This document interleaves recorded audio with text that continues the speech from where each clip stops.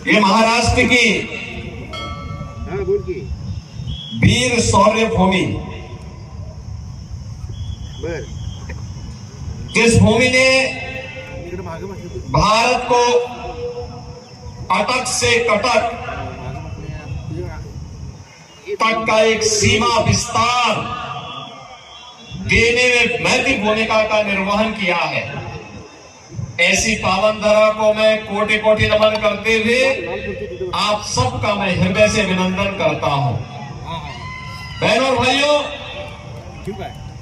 सांगली की भूमि शौर्य पराक्रम की भी है, कला संस्कृति की भी है। यहां के अन्नदाता मेहनत कश किसान भी है और युवा ऊर्जा से उत्प्रोत हमारा नौजवान भी है। अपनी विरासत पर गौरव की अनुभूति करके आगे बढ़ता है। भारत की परंपरा को मजबूती प्रदान करने का कार्य करता है। और इसीलिए जब महाराष्ट्र के अंदर मुझे आने का अवसर प्राप्त हुआ तो मैं सांगली में भी आप सबसे लोकतंत्र के इस महापर्व पर उत्तर प्रदेश की राजधानी लखनऊ से और मर्यादा पुरुषोत्तम प्रभु श्री राम की पावन धरा से अपील करने के लिए आपके बीच आया हूं। बहनों और भाइयों, महाराष्ट्र ने भारत को बहुत कुछ दिया है, बहुत कुछ दिया है। जब हम महाराष्ट्र की बात करते हैं तो जन जन के मन में स्वराज का भाव पैदा करने वाले छत्रपति शिवाजी महाराज का स्मरण हर भारतवासी करता है। गणनायक की आस्था को जगाकर लोकनायक कैसे बनते हैं, जब इस ओर हम ध्यान देते हैं तो हमें बाल गंगाधर तिलक याद आते हैं। सामाजिक न्याय की परिकल्पना कैसे होनी चाहिए, जब हम इस बात का उल्लेख करते हैं तो साहू जी महाराज का स्मरण हम सबको करना पड़ता है। एक राष्ट्र की परिकल्पना को साकार करना है, यह भाव पेशवा बाजीराव ने अटक से कटक तक का इसी महाराष्ट्र से हम सबको सिखाया है। देश की आजादी के उस महाबिगुल को किस नाम से गौरवान्वित करना है, वीर सावरकर ने इसी धरती से 1857 के प्रथम स्वातंत्र समर की संज्ञा देकर के भारतवासियों में आजादी के प्रति गौरव का भाव जगाने का काम किया था। पूरे देश में एक विधान हो और सब समान हो, इसके लिए भारत के संविधान के शिल्पी बाबा साहब भीमराव अम्बेडकर को भी इसी महाराष्ट्र ने भारत को दिया है। बहनों और भाइयों, इसीलिए जब महाराष्ट्र की धरती पर मैं आया हूं, इन सभी गुणों को एक साथ अपने आप में समाहित करके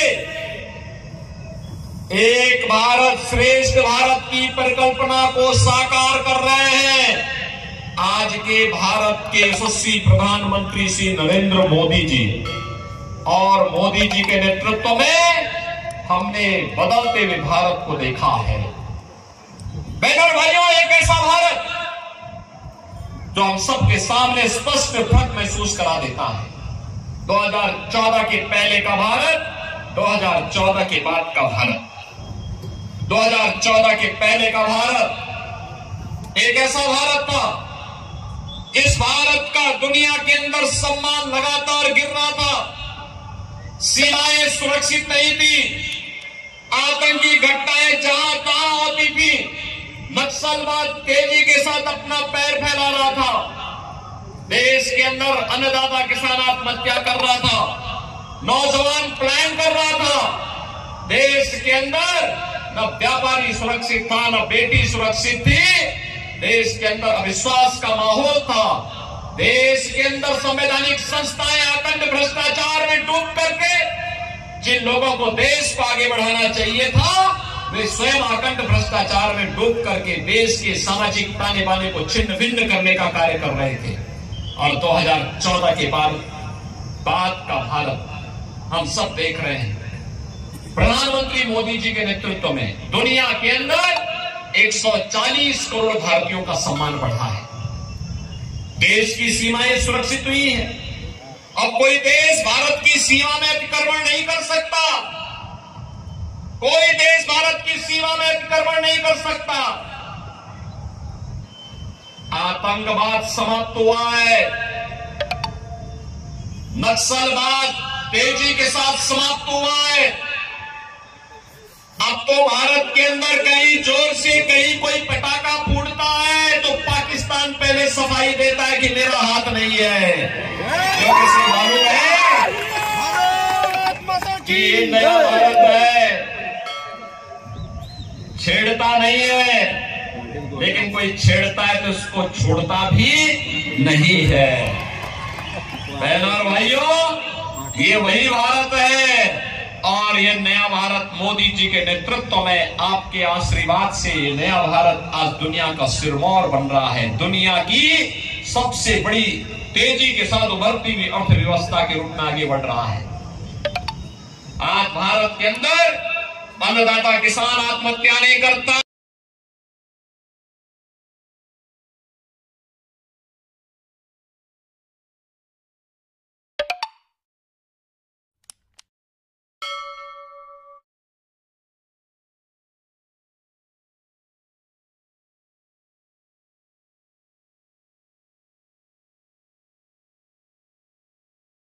ये वही भारत है जिसने 10 वर्ष के अंदर लोगों को दिखाया है कि देश की विपत्ति में कैसे सहयोग किया जाता है।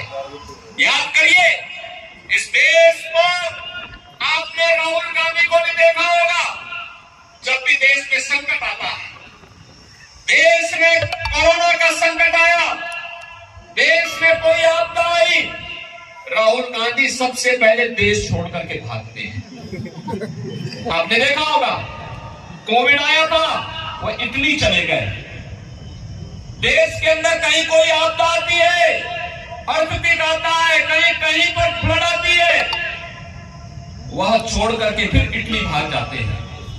बहनों और भाइयों, जब इटली ही जाना है तो कहीं चुनाव में आप यहां समय बर्बाद करते हैं, जाओ ना इटली में ही रहो।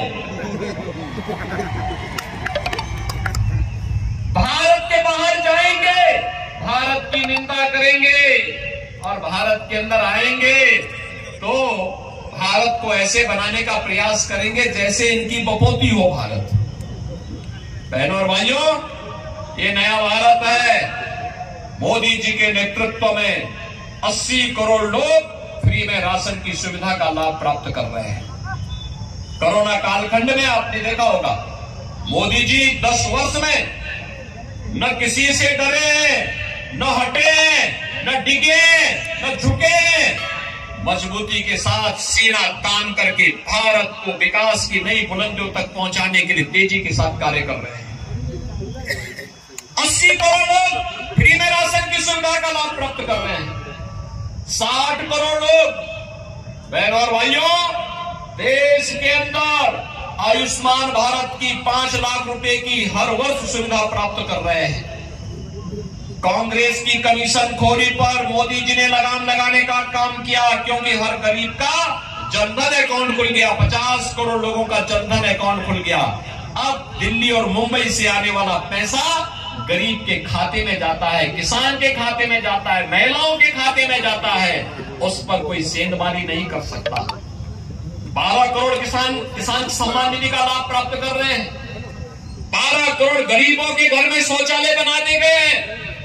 10 करोड़ किसी का चेहरा देखकर, किसी की जाति देखकर, किसी का मत और मजहब देखकर नहीं, मोदी जी का एक ही मंत्र था, वो था सबका साथ और सबका विकास। एक तरफ विकास इंफ्रास्ट्रक्चर के लिए मोदी जी के मार्गदर्शन में गडकरी जी ने हाईवे का एक लंबा जाल देश के अंदर फैला दिया। 1947 से लेकर 2014 तक जितने हाईवे बने थे, 2014 से 2024 के बीच में उसके दुगने हाईवे बन गए देश के अंदर।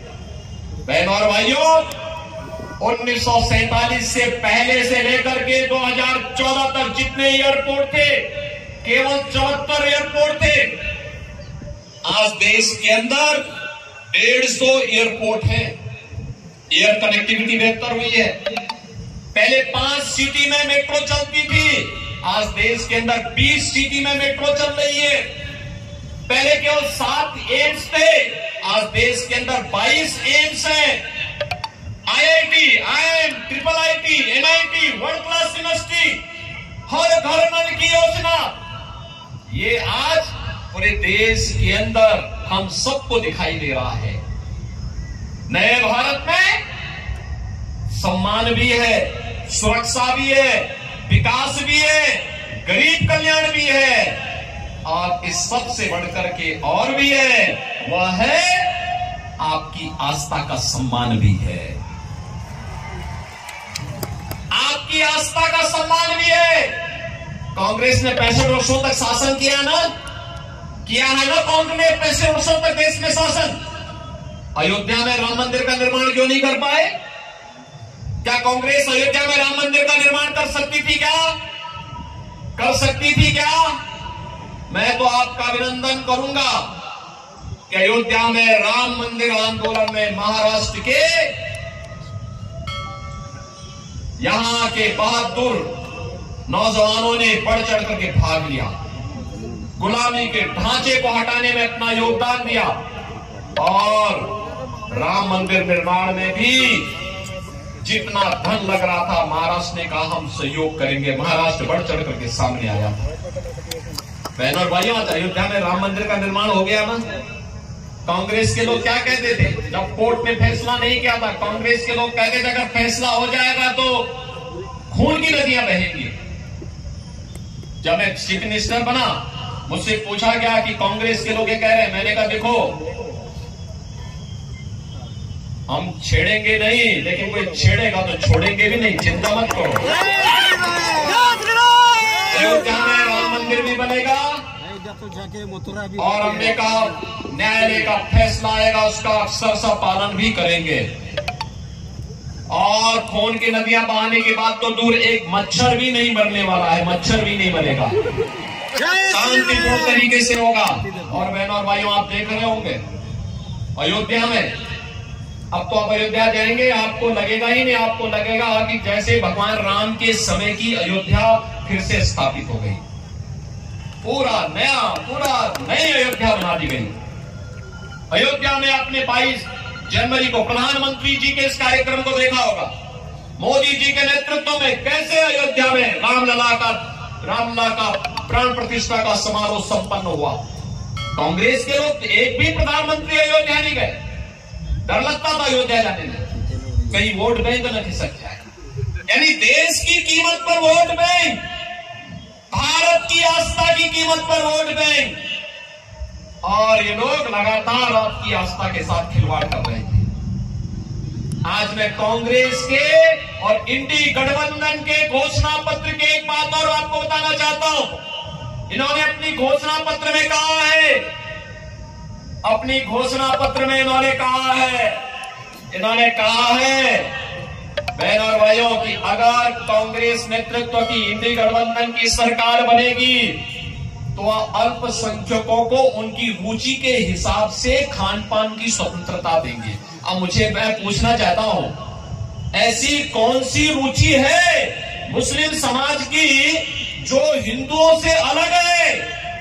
अरे रोटी वो भी खाते होंगे, चावल वो भी खाते होंगे, ढोकला वो भी खाते होंगे, सब कुछ खाते होंगे, लेकिन उनकी अतिरिक्त इससे अतिरिक्त रुचि क्या है?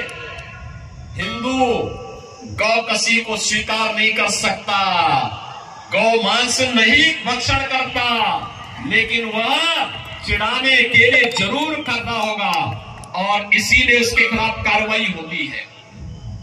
कांग्रेस देश के अंदर गौ हत्या की खुली छूट देना चाहता है। क्या आप स्वीकार करेंगे? क्या स्वीकार करेंगे इसको?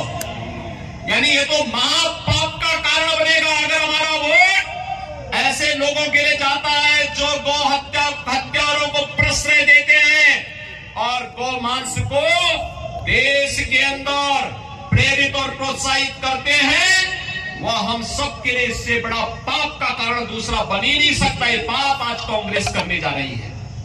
और दूसरा, इसके द्वारा भरमाने के बहुत सारे प्रयास हो रहे हैं। बहनों और भाइयों, भरमाने के क्या प्रयास? कांग्रेस जितना झूठ बोल सकती है इस चुनाव में बोल रही है, क्योंकि उसे मालूम है इस चुनाव के बाद कांग्रेस इतिहास की वस्तु बनने वाली है। उसको मालूम है इसके बाद कांग्रेस को देश की जनता जनार्दन पूरी तरह ठुकरा देगी। और उत्तर प्रदेश में तो हमारी विधानसभा में 403 विधायकों का चुनाव होता है जनता के द्वारा। कांग्रेस को उत्तर प्रदेश की जनता ने कितनी सीट दी मालूम है? 2। यानी राम नाम सत्य है के लिए भी 4 लोग चाहिए होते हैं ना। वहां 2 ही सीट है, यानी अगली बार छुट्टी। अभी आप देख रहे होंगे कांग्रेस के लोग हिम्मत ही नहीं कर पा रहे यूपी में चुनाव लड़ने का। गाय वाला है, सब गाय वाला भागे फिर रहे। और बहनों और भाइयों, मैं आपसे यही कहने के लिए आया हूं, अब अंतिम उपाय उन्होंने क्या प्रारंभ किया है? अंतिम उनका उपाय वही है कि हिंदू समाज को फिर से बांटो। जाति के नाम पर बांटेंगे, जातीय जनगणना के नाम पर आपको गुमराह करेंगे। 65 वर्षों तक क्या कर रहे थे पूछा जाना चाहिए। फिर जातीय जनगणना के आधार पर हिंदू समाज को खेमों में बांटेंगे और फिर खेमों में बांटने के बाद आपस में लड़ाएंगे।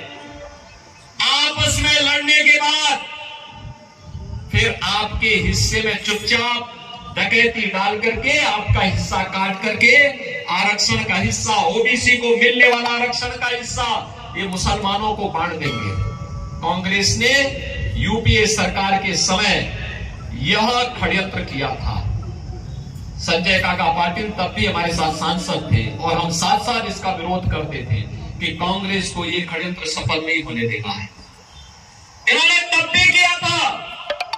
पहले रंगनाथ मिश्रा कमेटी गठित करके ओबीसी को मिलने वाले 27% आरक्षण में इन्होंने कहा था 6% आरक्षण ओबीसी का काट करके मुसलमानों को दे दो। भारतीय जनता पार्टी ने विरोध किया था, कहा था हम अपने हिंदुओं का आरक्षण किसी भी ऐसे लोगों को नहीं देने देंगे जिसका विरोध बाबा साहब भीमराव अम्बेडकर ने किया हो। बाबा साहब भीमराव अम्बेडकर ने कहा था कि देश के संविधान को धार्मिक आधार पर नहीं बांटा जा सकता, धार्मिक आधार पर आरक्षण नहीं दिया जा सकता। कांग्रेस के लोग बाबा साहब भीमराव अम्बेडकर का अपमान कर रहे हैं। सच्चर कमेटी गठित करके कांग्रेस ने यह प्रयास किया था कि मुस्लिम समाज की कुछ जातियों को दलित में शामिल करके दलितों के अधिकारों पर भी डकैती डाली जाए। भारतीय जनता पार्टी ने तब भी विरोध किया था, कहा था ये बाबा साहब भीमराव अम्बेडकर के संविधान का अपमान है और हम बाबा साहब भीमराव अम्बेडकर के अपमान का कतई नहीं बर्दाश्त कर सकते। और तब जाकर के अधिकार बचा था। बहनों और भाइयों, अगर कांग्रेस फिर से सत्ता में आ गई तो यह सबसे पहले आपको बांटने का काम करेगी, फिर आपस में लड़ाएगी, फिर आपके अधिकार में डकैती डालेगी। ओबीसी को, अनुसूचित जाति और जनजाति को मिलने वाले आरक्षण पर ये डकैती डालने का काम करेगी, उसको जबरदस्ती मुसलमानों को देने का काम करेगी। यह हम कतई स्वीकार न करें। और इसी की अपील करने के लिए आज मैं आपके पास आया हूं कि महाराष्ट्र छत्रपति शिवाजी महाराज ने हिंदवी स्वराज्य की बात की थी और उस समय, उस कालखंड में, औरंगजेब के समय में उन्होंने यहां पर हिंदी स्वराज्य की स्थापना की थी। काशी से गागा भट्ट एक महापुरोहित यहां आकर के उनका अभिषेक करते हैं और वो परंपरा महाराष्ट्र की आज भी उसी रूप में गौरव के साथ आगे बढ़ती है। पूरा देश गौरव की अनुभूति करता है छत्रपति शिवाजी महाराज पर। और इसीलिए हमारे यहां उत्तर प्रदेश में भी मुझसे पहले वहां समाजवादी पार्टी जो कांग्रेस की पार्टनर है उसका शासन था। उसने आगरा में एक म्यूजियम बनाने की कार्रवाई प्रारंभ की थी, उसका नाम रखा मुगल म्यूजियम। मैंने कहा क्या इसके लिए क्या मुगलों ने पैसा दिया है क्या? तो कहा नहीं, पैसा सरकार का है। तो मैंने कहा सरकार का पैसा लग रहा है तो मुगलों के नाम पर नहीं होगा, ये छत्रपति शिवाजी महाराज के नाम पर होगा। मुगलों की का कोई चिन्ह इसमें नहीं होना चाहिए। छत्रपति शिवाजी महाराज की गौरव गाथा इसके साथ जुड़नी चाहिए। और बहनों और भाइयों, आगरा में छत्रपति शिवाजी महाराज का भव्य म्यूजियम बनाने का कार्य आज के दिन पर हमारी सरकार कर रही है। हमें प्रधानमंत्री मोदी जी ने आजादी के अमृत महोत्सव वर्ष में एक ही बात कही थी, सबसे पहले गौरव देश के अंदर जितने भी गुलामी के प्रतीक हैं इनको समाप्त करना, और दूसरा विरासत पर गौरव की अनुभूति करना। छत्रपति शिवाजी महाराज, महात्मा फूले, सावित्रीबाई फूले और यहाँ की संतों की परंपरा, ये हमारी विरासत है। इस विरासत पर गौरव की अनुभूति हमें करनी है। कांग्रेस, आपने देखा होगा, सेम पित्रोदा का बयान आपने पढ़ा होगा ना, क्या कहता है? हम विरासत टैक्स लगाएंगे, यानी अब हमारी विरासत हमारी और टैक्स कांग्रेस के लोग वसूली करेंगे। क्या आप छूट देंगे क्या? कांग्रेस को छूट देंगे क्या? अपनी विरासत पर, बाप दादों की कमाई पर, पूर्वजों की कमाई पर क्या कांग्रेस को लूटने की छूट देंगे? बहन और भाइयों, ये स्वीकार नहीं होना चाहिए, कतई स्वीकार नहीं होना चाहिए। और सांगली में मैं इसलिए भी आया हूं, सांगली में बत्ती सिराला आप गए होंगे, वहां के हमारे मान जी भी यहां आए हैं।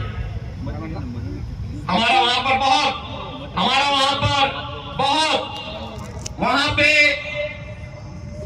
मेरा बहुत आना जाना रहा है और लोग वहां पे बहुत भीड़ होती है। मैं देखता था नाग पंचमी के दिन बहुत भीड़ होती है। दूसरा, हमारे पूर्व गवर्नर राम नाईक जी का बचपन यही सांगली में व्यतीत हुआ था। राम नाईक जी 5 वर्ष तक यूपी के गवर्नर रहे। और बहनों और भाइयों, आज मैं इसीलिए आपसे अपील करने के लिए आया हूं कि मोदी जी ने आपकी आस्था का सम्मान भी किया है, सुरक्षा भी दे रही है, और अब उन्होंने कहा है कि हमें तीसरी पारी इसलिए चाहिए जिससे हम आत्मनिर्भर और विकसित भारत की परिकल्पना को साकार कर सके। बहनों और भाइयों, आत्मनिर्भर और विकसित भारत का मतलब भारत का हर नागरिक आत्मनिर्भर होगा, हर चेहरे पर खुशहाली होगी, नौजवान के हाथ को रोजगार होगा, किसान खुशहाल होगा, व्यापारी का व्यापार फलेगा फूलेगा, दुनिया के अंदर फैलेगा। और इसके लिए हमें आस्था का भी सम्मान करना है। कांग्रेस के लोग आपकी आस्था का सम्मान नहीं कर सकते। आप मुझे बताओ, कितने लोग हैं जो अयोध्या गए? कितने लोग अयोध्या जाना चाहेंगे? अरे पूरा ये सांगली जाना चाहता। संजय काका, एक ट्रेन बुक करवा देना 7 के बाद, और जब आना हो मुझे सूचना कर देना। अयोध्या में हम स्वागत की तैयारी कर देंगे। भाइयों, आज के दिन पर अयोध्या में 5 लाख लोग एक दिन में भी आ जाएंगे तो भी रामलला का दर्शन करने में कोई दिक्कत नहीं होगी, कोई दिक्कत नहीं। अब तो मैंने कहा ना, एक नई अयोध्या बन गई है, और इसीलिए मैं आपका आह्वान करूंगा, इस सुरक्षा भी, विरासत का सम्मान भी, आस्था का सम्मान भी, ये केवल और केवल मोदी जी की गारंटी ही इसमें आपके लिए उपयोगी हो पाएगी। केवल मोदी जी की गारंटी, और मोदी जी ही इसके लिए गारंटी दे सकते हैं, कोई और इस कार्य को नहीं कर सकता है। और इसीलिए मैं, संजय काका पाटिल और हमें दोनों एक साथ कई बार सांसद रहे, एक साथ रहे, लंबे समय तक रहे हैं। मुझे हमारी पार्टी ने बाद में उत्तर प्रदेश में भेज दिया है।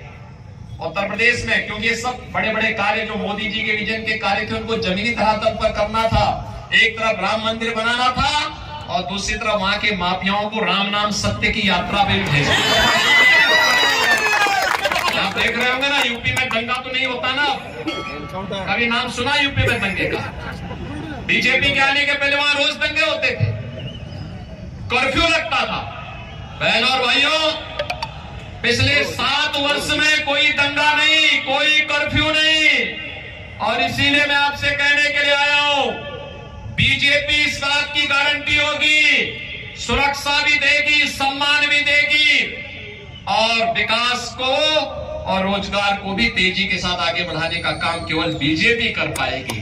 और इसीलिए मैं आया हूं, भारतीय जनता पार्टी और एनडीए ने, जिसमें हमारे सहयोगी शिवसेना और एनसीपी, ये दोनों यहां पर दोनों के नेता भी हैं, इन सब ने संजय काका पाटिल को अपना समर्थन देकर के मोदी जी ने उन्हें अपना प्रत्याशी बनाकर के यहां भेजा है।